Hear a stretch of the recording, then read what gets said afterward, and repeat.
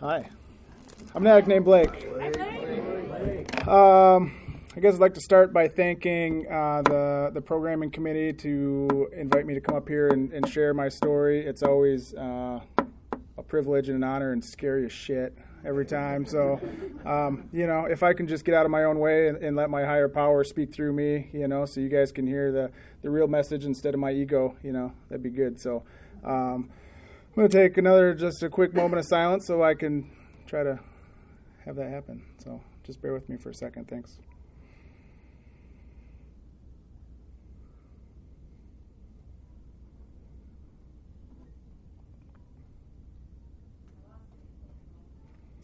Thank you.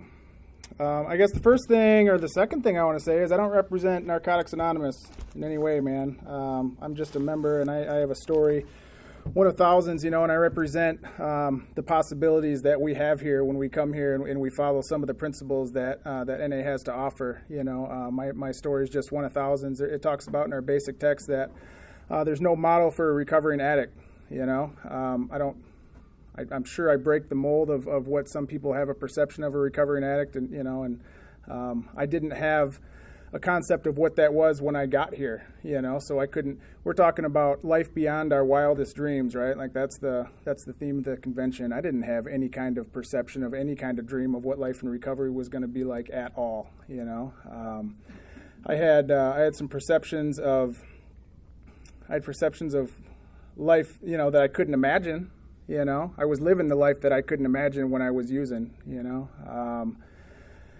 I'll talk a little bit about that as well. I want to talk about the freedom that I've achieved here, the stuff that goes on and that is going on in my life that I never could have dreamt of, that I never could have written down. I'm sure we've all heard somebody say, if I'd have wrote down on a piece of paper when we first got here all the things that I thought we could achieve through recovery, we would have blew that list out of the water, real early on, and that's my story. So, so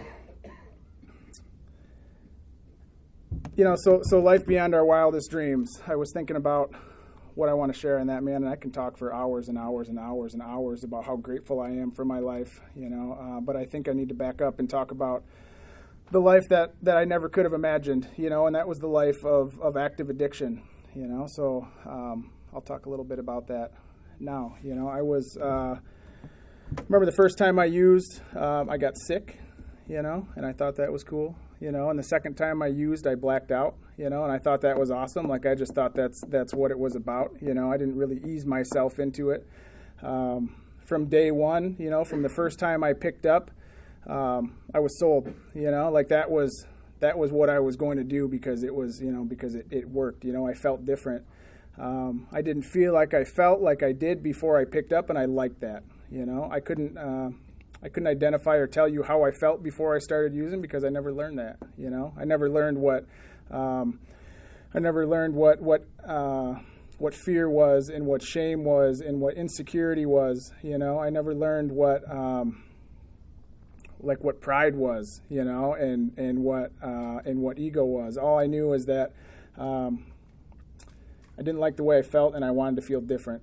Before I ever picked up dope, I remember we had this big tree next to the house I grew up in, and it was a pretty big tree, and you could get up on some branches, and you could go pretty tall, and it was safe, and then you could go like super tall, like higher than the house, and the branches got real skinny, and they were real bendy, and when the wind blew, it was pretty sketchy to be up there. And when I would get into an argument with my parents, I'm talking like 8, 9, 10, 11 years old, and I didn't like the way that I felt, I would go climb that tree up until the top until I didn't think that I could climb any higher, and my stomach turned, and I was scared, and I felt different.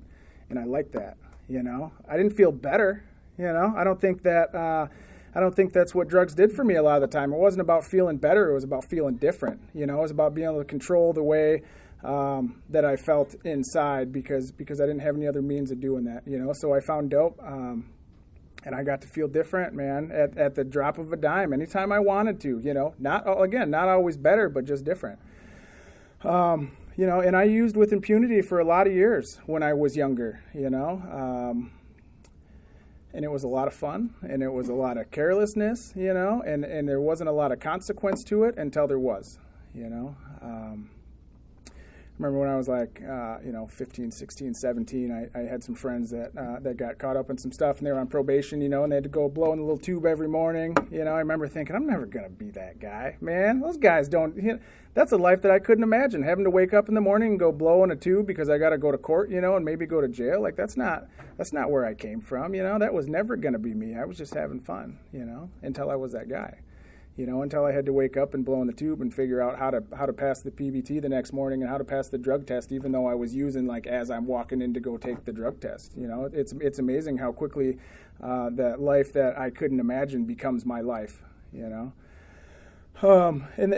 continued like all of us or most of us. I continued to break the rules that I had set for myself of how I was going to use and what kind of person I was going to be, and that's because at the end of the day, no matter what, when we're using, the dope wins. Period.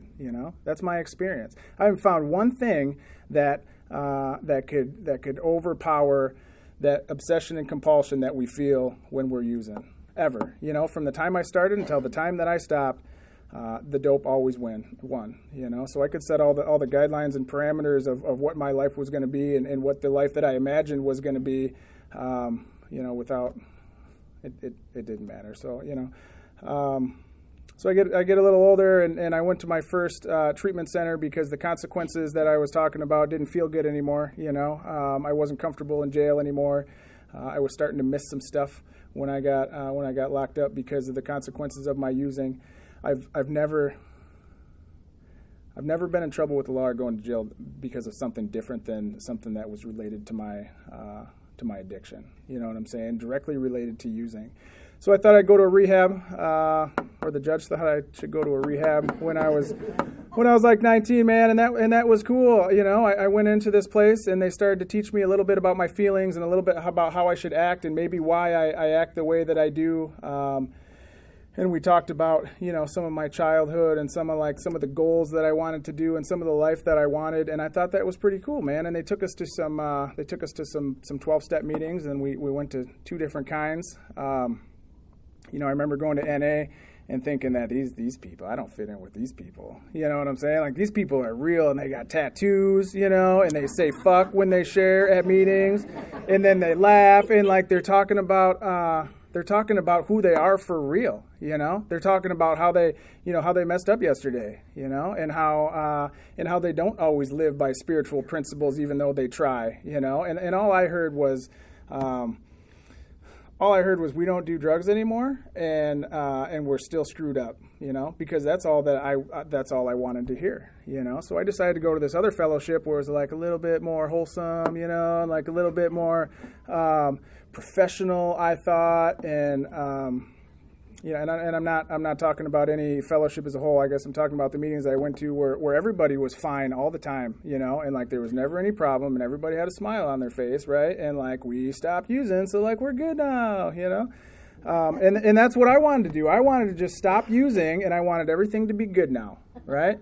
And if I could go sit in this place for an hour and smoke some cigarettes and drink some coffee, and then like everything's good now, that was perfect, man. That was easy because I'm lazy. You know what I'm saying? Like, that's what I found through step work, is that I'm lazy and I'm impatient also, which is a real bad combination to have. They don't really jive with each other.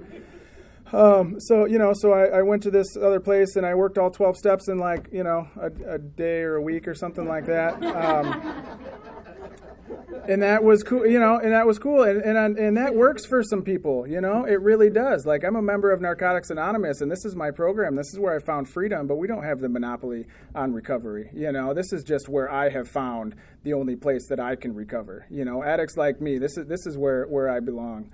I go and do H&I service in the treatment center. I've been doing that for a long time, and that's something that I always make sure that I share, that if you can find recovery somewhere else, please do that, But this, I'm telling you right now, there's recovery here for all of us, Not 4 out of 6 of us or 5 out of 10 or whatever the number is that they tell us in the treatment center. Look around the room, because this program tells me that any addict can find freedom from active addiction.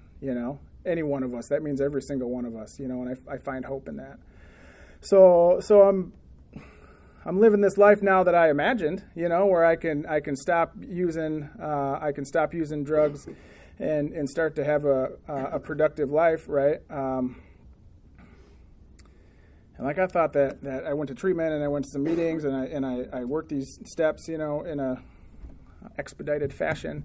So like I could just not use anymore, and I didn't have to go to any of these meetings anymore, and I was fixed, right? Like I was cured, because really I had a problem with a particular substance, right? Like that's what I thought the deal was, because that's what I was taught, and I've come to learn through you people that like my problem isn't a substance, my problem is me, right? So I stopped doing. I stopped doing the things that I need to do to change me, right? And my disease is still there, and it's still active. So I quit going to meetings and I quit hanging out with those people, and I started using like real quick, And so I started using something else though, right? Like I didn't start using the same thing that I was using before I went into rehab, and I was using something else. So like I was good because I wasn't doing the one thing that was my problem, And I'm sure we've all heard that, the switching addictions. But like I remember being with some friends that I hadn't seen in a little while, that I grew up with, that said, "Hey man, I heard you quit doing this." I said, "Yep," and we're doing something else, like a whole bunch of it, and they're going, "We're really proud of you, man. Like that takes a whole lot of effort." And I really felt that, like, yes, it does. I got this thing. The problem was that the disease of addiction is what it is, and it doesn't matter what I use. If I put something in my body, it's gonna enact the obsession and compulsion, and I can't stop using. I believe that an addict in active addiction doesn't have a choice, until they have some kind of moment of clarity, where we can see something different. But a using addict doesn't have a choice whether they're going to pick up that day or not. We can tell ourselves every time. I can't tell you how many times I woke up in the morning or went to bed the night before and said, "I'm not going to use today." I'm not going to use today, because if I use today, my wife's going to leave me, right? If I use today, I'm going to lose custody of my son. If I use today, I'm going to lose my job. If I use today, I'm going to want to die tomorrow. It doesn't matter how many times, if I just don't use today, think everything will be all right. I couldn't not just use today, because I didn't know how to do that. Because an addict in active addiction doesn't have a choice, So in that small time of abstinence, when I was a little bit younger, I earned back like some trust, right, from my family and from my friends, because they, because I'm full of shit, is what it is. And I'm pretty good at that, like we learned how to be pretty good at that when we were using, because we have to be that so that we can use without so much consequence, or at least, or try our best. It's like I built up some trust, and I built up like this little life that was going like, okay, you know what I'm saying? And I got married, right? And I had a decent job. And I had some keys to some stuff, and I had built up some trust, right? So now I'm using again, and I'm using in the shadows, right? There was a very select few people that knew that I was using because I was using with them, and this was the people that I grew up with that were telling me like, "You're not using this, so you're good," Cool, just don't tell my wife or my parents or or my boss or anybody else. So like we'll do this on the weekends, and I'll be that I'll have that life that I imagined during the week, where I'm honest and I have integrity and I show up and all that stuff. So I was going to use on the weekends with some old friends, and I was going to be cool. And that started to get out of hand a little bit. I couldn't control it like I thought, so I thought that I should take my new wife and I should move across the country, where we didn't know anybody and where clearly like addiction doesn't live, because that was my problem was I was where I grew up and I was with my friends, and if my friends aren't here and they don't have dope, then I'm not going to use, and that's going to be cool. So we moved to Idaho, man, which is really far away. I didn't know how far away it was until like we moved there. I thought it was like Michigan and then Iowa and then Idaho was like right in there, Keep going. So I've got this new wife that thinks that I'm not using, right? And like that's part of the deal is like I don't use, and if I use, like we're not together, because she was there early on before we got married when I was using it, and I was destroying everything in my family, and everything that I loved. I can remember early on spending every major holiday that you can think of, including my birthday and 4th of July and St. Patrick's Day and everything in between. I'm talking Christmas and Easter and Thanksgiving, all the family holidays where everybody gets together, where I wasn't invited anywhere, and I was disinvited. Because nobody knew what I was going to do when I showed up, and I was really, that hurt me, because I was the victim. Like, I can't believe you think I'd show up here, to family Christmas loaded, and I'm saying that while I'm real messed up, you know what I'm saying? But if I was at Christmas, I wouldn't be using right now with my family, it's their fault that I'm using in my car on Christmas, parked in the boat launch, hoping that the cops don't come by. That shit's lonely, man, and then you pour a little bit of dope on it, and it's still lonely, but it feels a little bit different, not better, but different. So I live in Idaho, and I got this wife that thinks I'm not using, and then we have this baby, because so shit's still not going that good, because I'm still an addict in active addiction, and I can't function in life, so we're going to fix that by having a baby, which we did, and so I didn't want to be high when my son was born, right? Like that was one of those things that I couldn't imagine. I can't imagine being high when my son is born. So I quit using for a couple days, right? Like I'm gonna be clean when he comes, and so due date's on Monday. I quit using on Saturday because babies always come on the due date, right? So we're having this baby on Monday, and I got a couple days, so I'm good to go. So like Tuesday comes, and there's no fucking baby, right? And I can't abstain any longer, So I don't remember what I said or how I said it, but I manipulated the doctors and my wife into inducing our son so that he could be born so that I could use. You know what I'm saying? And that made sense to me at the time because I didn't want to be high when I had the kids. So like, let's just let's get that going. And we had my son, and everything was cool for a minute, and I left, and I went and used that, like within hours,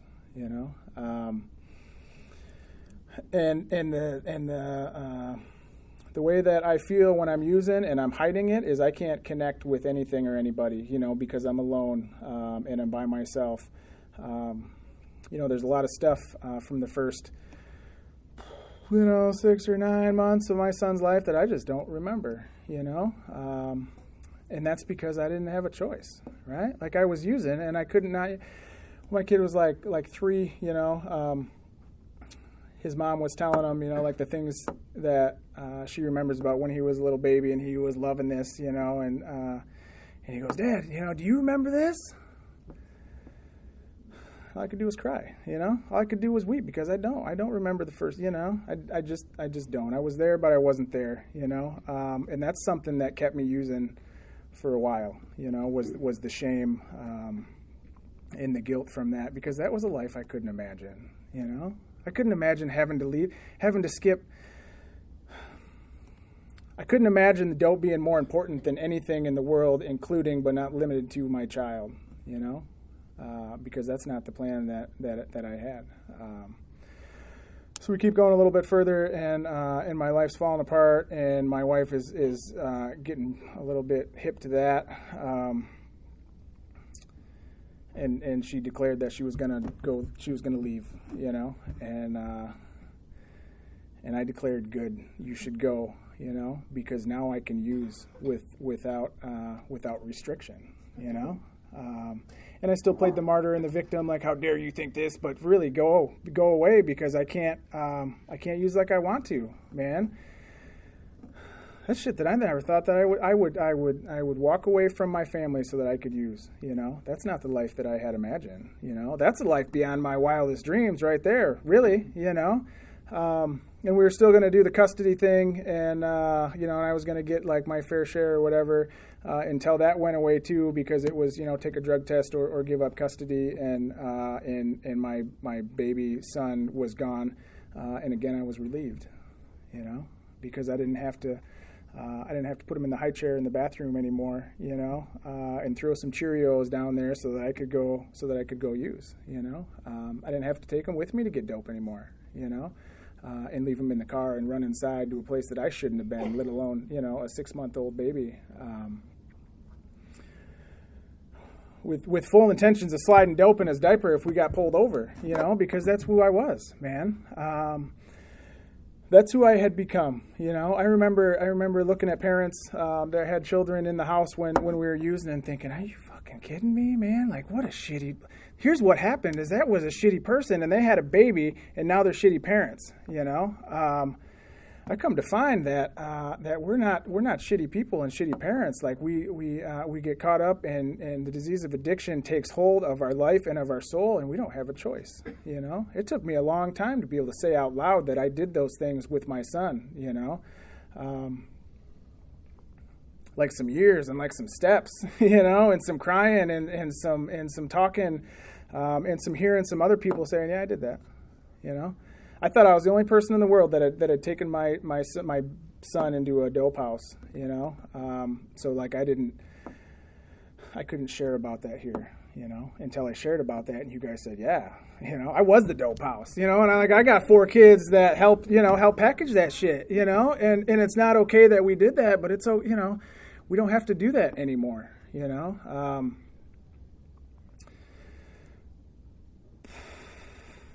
So there was a moment of clarity, and also I went to rehab again for a day, and then I left because I didn't want to do that anymore. But it wasn't because I wanted to use; it was because the food was bad, and I didn't belong with these people. And Carl's Jr. was right down the road, and I'll just go do that. But I'm going to stay clean, And I remember going to a meeting, still a different fellowship, and meeting a guy and asking him to be my sponsor because I knew what that was, and leaving that meeting and in my car on the way home going like to myself out loud, like, I'm going to do this, I'm going to do this. Like, it's time to do this, man. I went to the meeting and I'm going to do this. And I got high that next day. You know what I'm saying? I woke up I went to bed going, I don't have to use tomorrow. I don't have to use tomorrow. I don't have to use tomorrow. And I'm not gonna. In full attention to staying clean and like starting this thing. And I woke up the next day and everything inside my soul said, get high, get high, get high, get high, get high, get high, get high. And I did, because that's the voice that I heard, So I'm in this situation, and I was certain like I was gonna die, where I was at and what I was doing, like that's what was going to happen, and that was the end, and I was in a hotel room with some people that I shouldn't have been with, and doing some shit that I had no business doing, and like this moment of clarity came through my soul that said, this is the legacy that you're leaving for your son. That's all he's ever going to know of his dad, was that he died in a dope house with some dope. Because he was a fucking addict that just couldn't get his shit together, and I never met the guy, because he died when I was a baby, because that was more important. Like, that was the story that was written for me, and I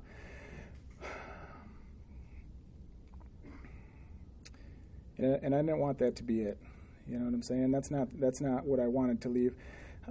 So when he was like 5 days old, and my wife found some dope in my garage that wasn't mine, that was Andy's, and he came over to see Mason, and he left it there. Like, clearly, that's what happened. And she left for the night, and she took my son and went and whatever she was doing, and came back. And I remember holding him and saying that I wasn't going to be that dad. Like I promised him that I wasn't going to be that dad, because I couldn't imagine that, I couldn't imagine doing that to him where because that was a life I couldn't imagine, and here we are, like, I don't know, man, like 9 months later, a year later, year and a half later, and like, that's the dad that I was, So I didn't die in that hotel room, and that was awesome.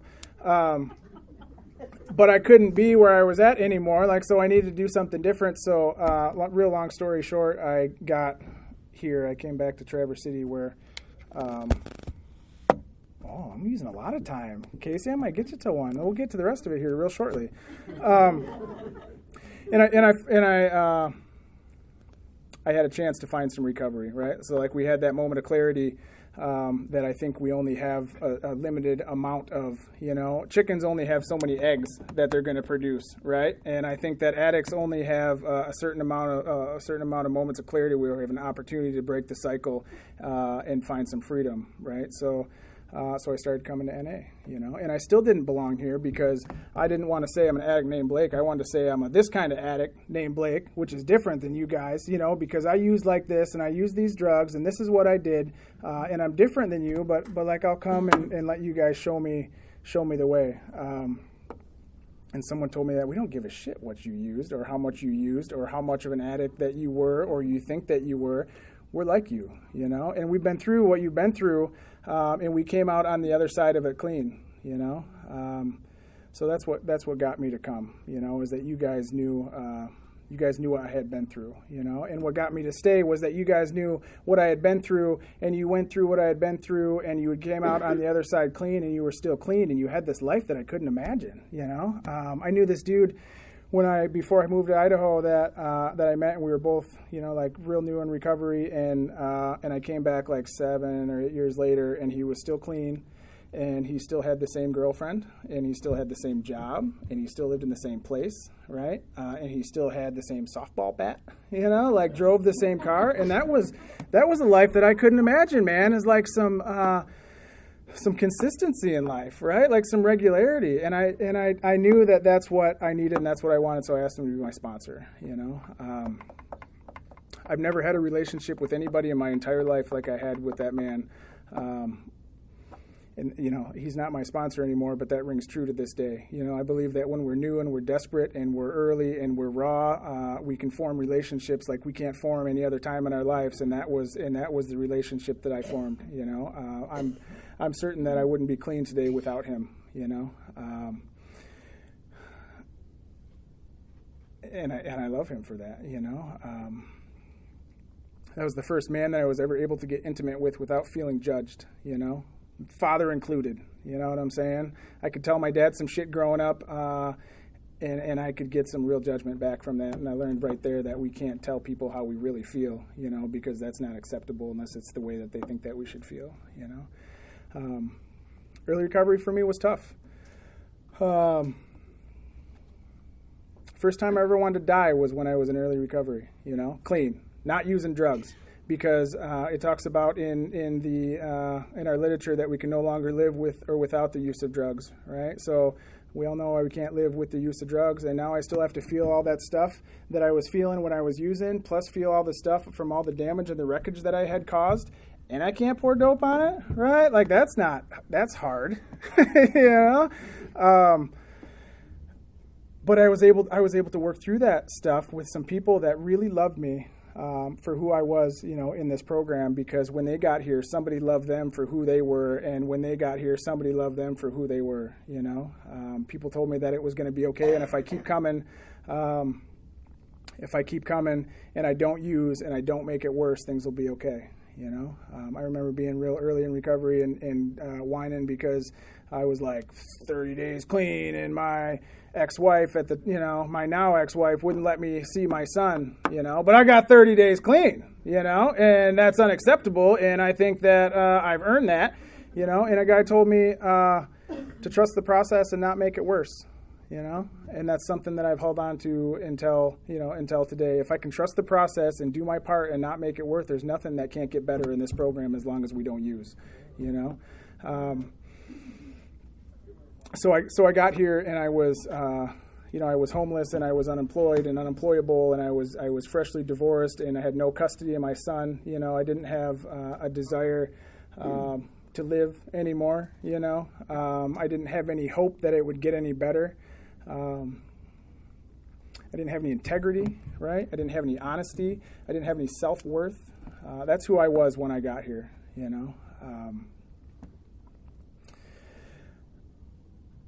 So that's the life that I couldn't imagine, right? Turned into the life that was beyond my wildest dreams.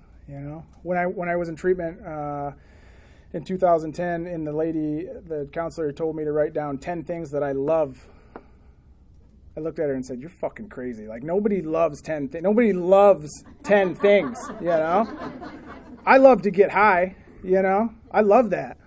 I didn't quit using dope because I didn't like to use dope anymore, man. I quit using dope because I could no longer function with the consequences that dope had to offer, It wasn't about not having fun anymore, It wasn't about not being able to afford it. It wasn't about it was not about not having a soul left in me that I could look in the mirror and not say you're a piece of shit and really believe that, because I absolutely was, because that's what I had become. Because when addicts are using an active addiction, that's who we have to become to be able to maintain to use like that, like we have to use, like the obsession and the compulsion of our disease tells us that we have to use. That's who we become. That's who I had become. And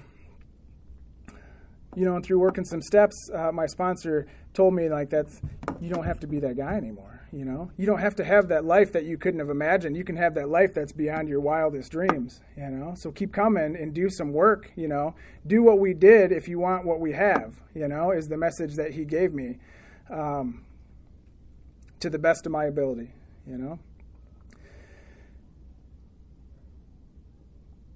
So they told me that if I came here and if I didn't pick up, that I could have freedom from active addiction, right? That I could stop using and that I could lose the desire to use and I could find a new way to live. So I'd stop using, even though everything in my being wanted to use on a regular basis at first, And I was working on a new way to live. I saw that you guys had found a new way to live. Like, you guys were successful people, you know what I'm saying? In my eyes at the time, what I thought was a successful person.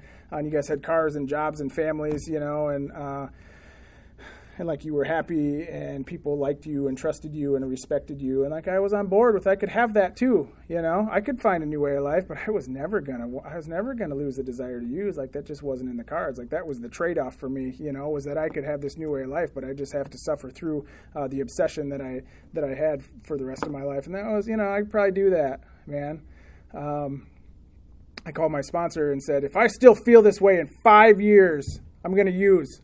Because I was sure, it was going to be at least that. He goes, dude, if you still feel like that in a year, I'll co-sign that shit. I promise you, if you keep coming and you don't pick up and you do, what we suggest, that will be relieved, I remember the first time that I woke up in the morning and remembered that the day before I didn't want to get high all day long, right? All day. For the first time ever, from the time that I picked up dope, and I wept.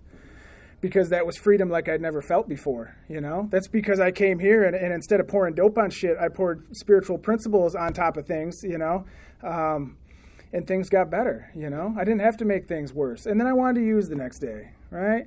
But then a little while later, there's a whole week in a row that I didn't want to get high, man.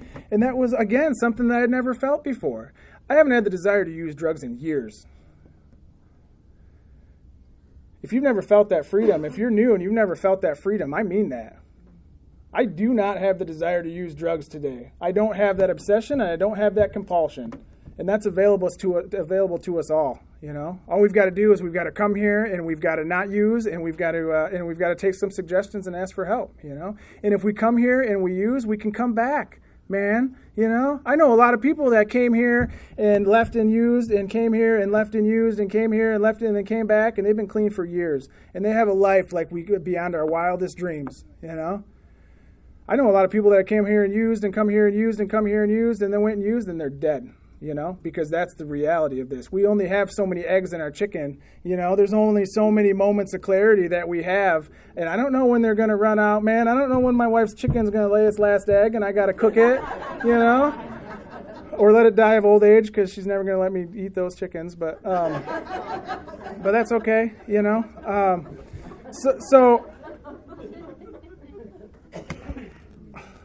So I keep coming here, and I put some time together where I don't use drugs, but I make some bad choices, and I learned that 90% of my pain is self-inflicted, and I have a choice today, you know. And Narcotics Anonymous has given me a choice of if I want to be in pain or if I want to have some freedom, right? So I start learning that that I can have the life that I wanted to have. You know, all I got to do is put in the work.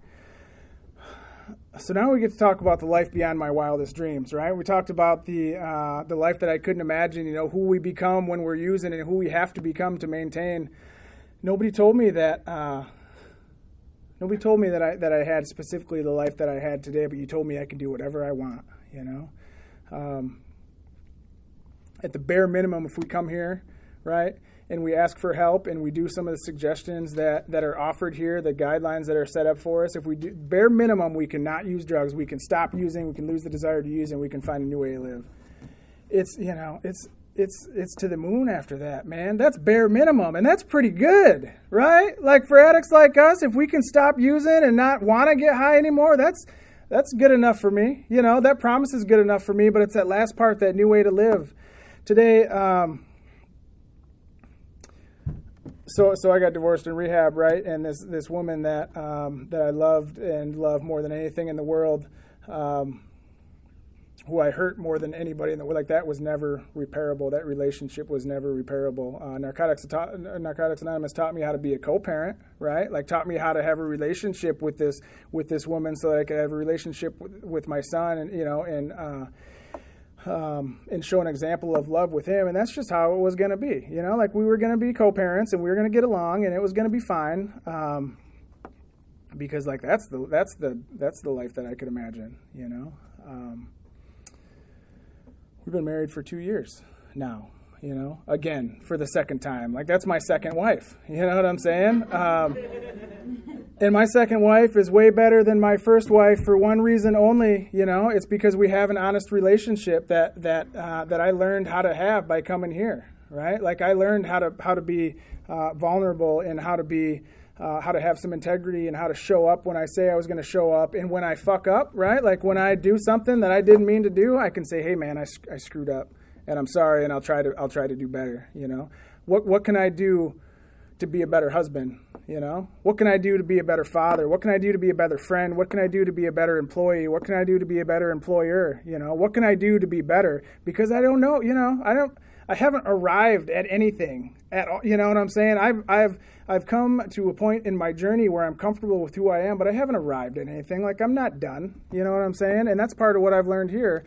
To have the life beyond our wildest dreams, man, we've got to be open to change and like open to be a little fluid and go where the universe takes us, you know. And sometimes it's not where we want, man. And sometimes there's pain in that. But at the end of the day, there's freedom. You know what I'm saying? My son that was never supposed to know his dad, you know, he was never the legacy. I told you the legacy that he was supposed to have. That little boy, man, is 9 years old and loves his dad more than anything in the world, man. You know, all he wants to do is be around his dad and be like his dad. You know, if you ask him what he's going to be when he grows up, he's going to be his dad. You know, everything about it. He's going to have a motorcycle, and he's going to be a stonemason. You know, and he's going to take lots of naps, and he's going to have a mustache. You know, like this, like he. Dad, you think I got some going on? Yeah, buddy, you sure do. You know, and if I shaved a mustache and I was a garbage man and I never slept a nap in my life, he'd want to be that, you know, because he's proud of who I am, because I'm there for him, you know. Narcotics Anonymous has allowed me to be a father. It's allowed me the opportunity to be a man and a father, and you guys taught me how to do that, you know. I didn't know how to be a dad when I had a kid, and I know how to be a dad when I got clean, you know. I can play some trucks, right? But I don't know how to talk to my kid about his feelings until you guys taught me how to learn about my feelings, you know. And I can relay that and relate that to my son. We do a gratitude list at night, you know. Most especially when he's being not so grateful, you know, like 9-year-olds can be, you know. 5 things you're grateful for, buddy. You know, let's go. Because you guys taught me how to do that, man. When I'm feeling like the world owes me something and it's not being delivered, you guys told me to go through and figure out what I'm grateful for, you know.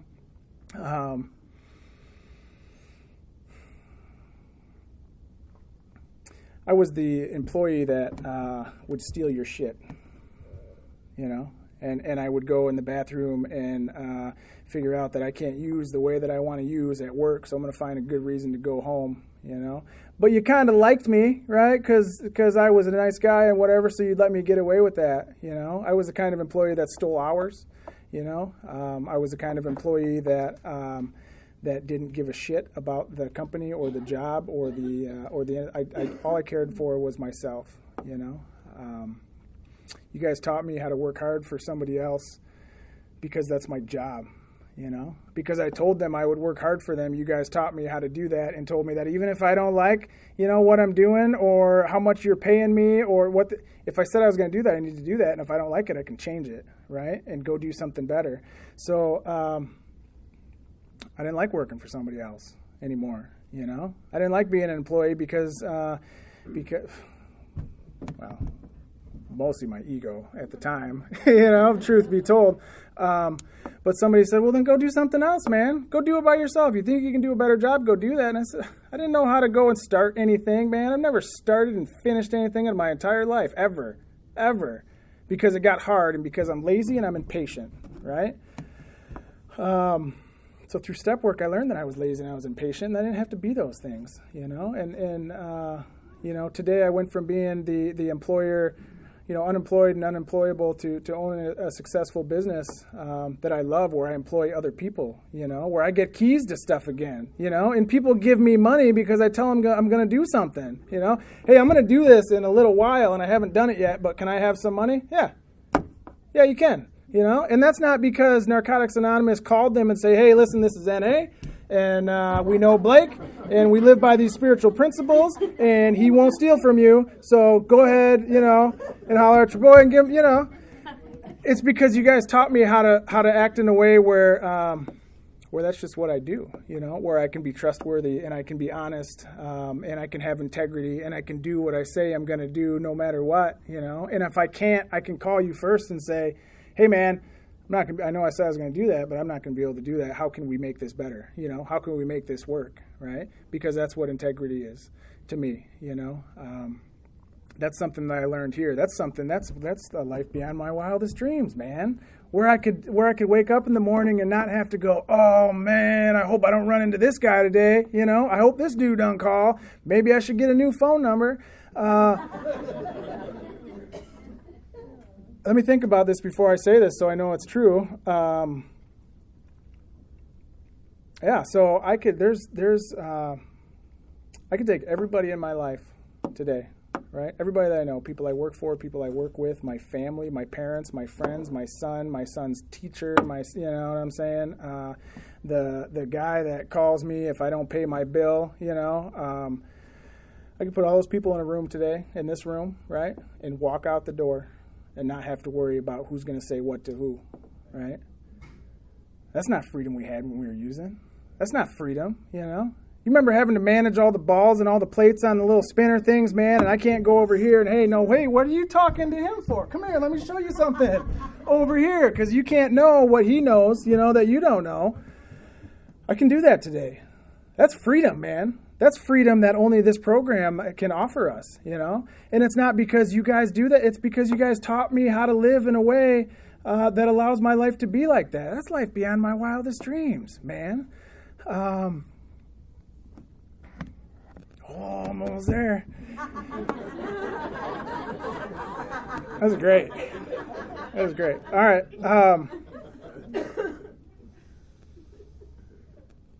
I'm gonna be there. I'm gonna stop. So if you're struggling, if you're new and you're struggling, and you don't think it's going to get better, I promise you, if you keep coming, it'll get better. I promise you, if you keep coming and you don't use, it'll get better, right? Like that miracle is right around the corner. The freedom is right around the corner. There's probably somebody in here that's thinking, fuck this, I'm leaving and I'm going to go use because I'm not like these people, right? And that life's not available for me, and there's freedom. That freedom's not available to me. Just hang on, man. The miracle's right around the corner. The freedom is right around the corner. I believe that, man. Our message is hope and our promise is freedom, and that's for all of us. That's for any of us. There's not, let me read this and then I'll be done.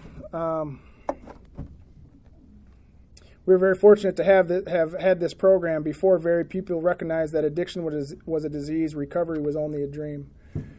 Recovery is a dream that's beyond my wildest dream that's possible. Man, I could sit up here and tell the next speaker and talk to you guys about how grateful I am and all the stuff that I have, material and otherwise, mostly otherwise, the feelings that I have inside and how I can wake up in the morning and look in the mirror and love myself. Not just kind of like myself, but love myself and respect myself because I came here, right? And I didn't pick up and I asked you guys for help and you guys show me how to live. Because somebody showed you how to live, man, and I can show the next guy how to live, right? That's what we're doing here. Keep coming. And I'm telling you, it's right around the corner. If you've been here a long time and you're struggling and you think that it's not going to get better again like it was, that shit's right around the corner, man. The freedom's right around the corner. Please don't leave. Thank you for letting me share.